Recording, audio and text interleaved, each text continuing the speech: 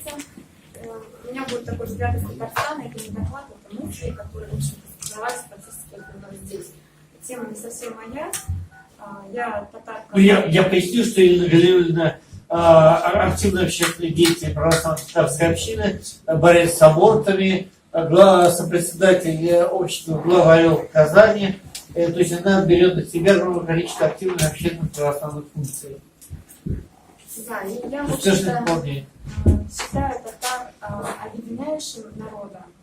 И надеюсь, что все-таки в ходе дискуссии нам удастся к какому-то единому мнению прийти.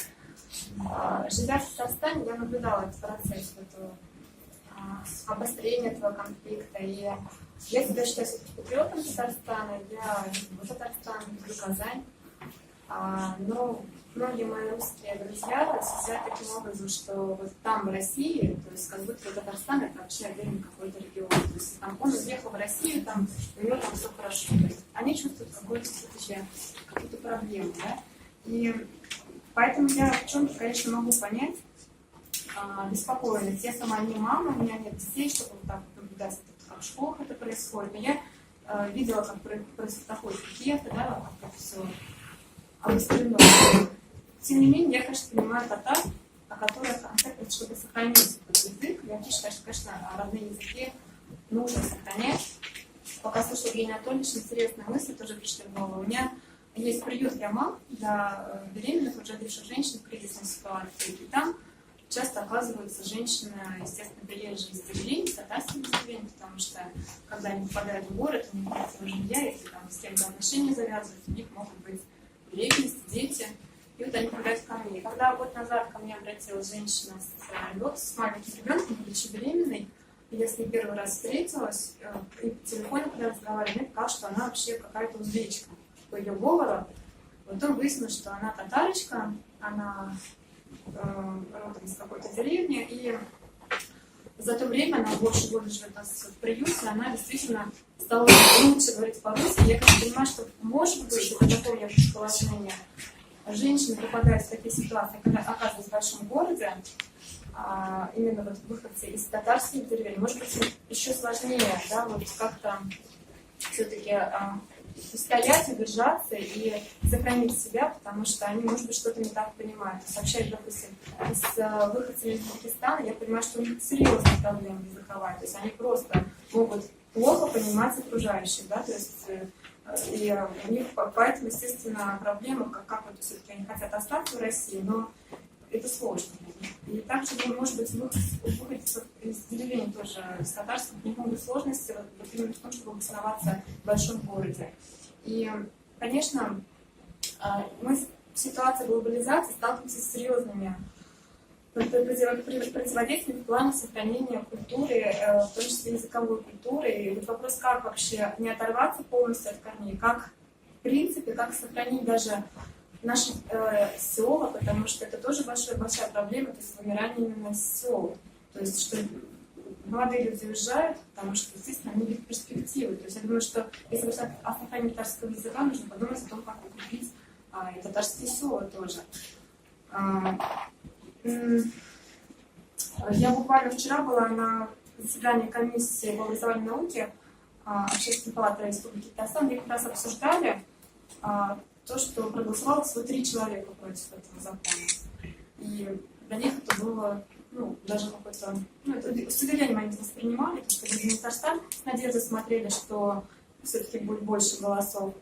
Мое личное мнение, да, что все-таки татарский язык необходимо изучать в каком-то объеме, потому что, живя в Татарстане, но в каком-то ограниченном объеме, чтобы дальше уже человек мог выбрать сам, потому что насильно не будешь, это в любом случае. То есть понятно, что русский человек, которому, в принципе, может, все никогда в жизни не пригодится, и он нигде с этим языком не сталкивается, потому что у нас в Татарстане в деревнях говорят на татарском языке, и госслужащие тоже вынуждены его изучать и говорить на нем, да, а в целом больше нигде он практически не встречается, только там где-то на скамеечках бабушки разговаривают. Вот я лично, например, общаюсь на татарском, татарский я знаю плохо, но я сталкиваюсь с тем, что я общаюсь на татарском языке, что я в приюте, когда у меня какие-то женщины между собой разговаривают. Причем у меня есть как православные татарки, так и мусульманки, они хорошо находят общий язык, это никакое не препятствие для общения. Разговаривать на татарском языке и на русском тоже. Ну, наверное, если говорить все-таки о сохранности татарского языка в Татарстане, то есть смысл в том, чтобы изучать в школе татарский язык хотя бы в каком-то объеме.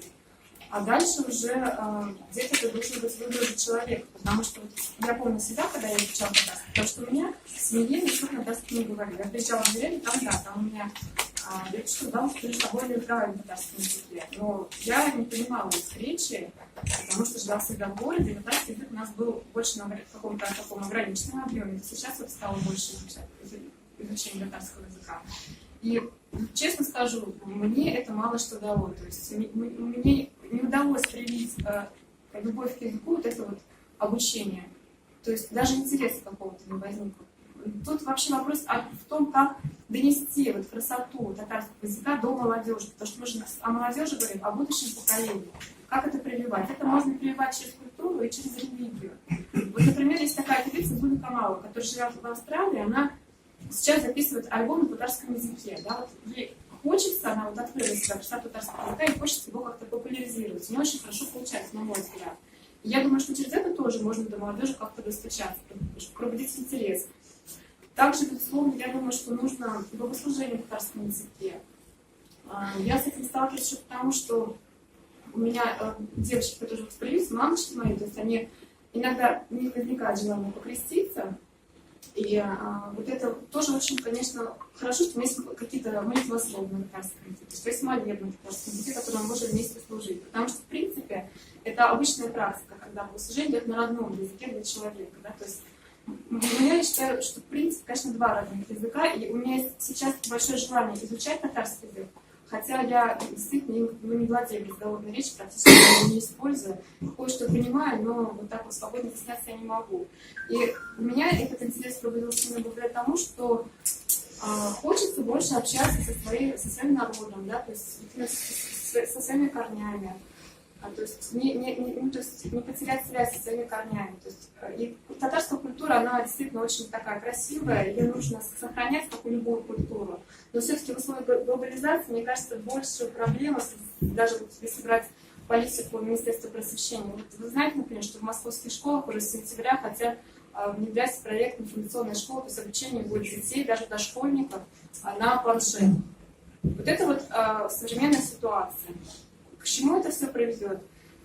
Лично я не думаю, что это хорошая тенденция. Вчера тоже мы обсуждали этот вопрос в Общественной палате Республики Татарстан. Конечно, особенно те, кто в детских садах, они против этого, потому что это просто, когда говорят об обучении, то есть о информационной зависимости и так далее, да, то есть об интернет-зависимости, точнее, детей подсаживать на это с малых лет, именно в процессе обучения, это просто преступление.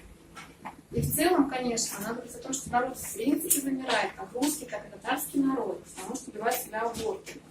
И это, на мой взгляд, намного более серьезная проблема, потому что тенденция, она очень отрицательная, и она не выравнивается с членом фактов.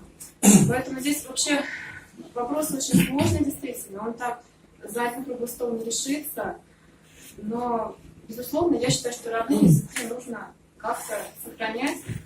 И нам всем нужно в этом работать. Прежде всего, если уж мы хотим сохранять язык, нужно на нем уметь разговаривать. Я лично хочу идти по этому пути, и мне это необходимо даже в моей собственной работе. То есть я сталкиваюсь с татарщиками, я иногда просто не могу понять, чем они разговаривают между собой. Конечно, мне это мешает.